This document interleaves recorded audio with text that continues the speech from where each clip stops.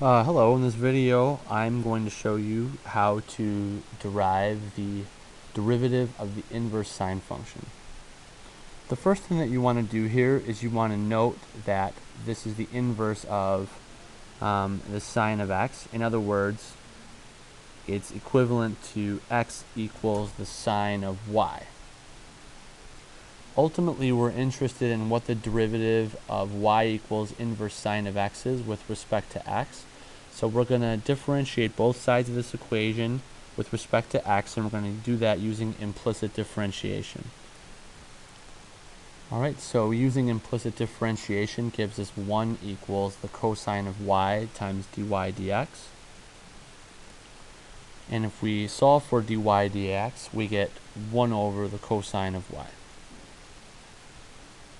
I think the simplest way to explain what happens next is to just look at a right triangle and observe that if I have an angle y that I am putting into the sine function, I get out x. So we can draw a right triangle where the opposite side is x and the hypotenuse is 1.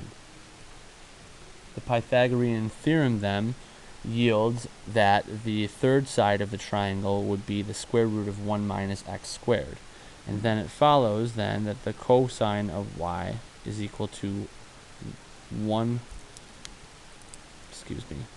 square root of 1 minus x squared. Alright, so wrapping this up then, if y is equal to the inverse sine of x, that means then that dy dx is going to be 1 over the square root of 1 minus x squared.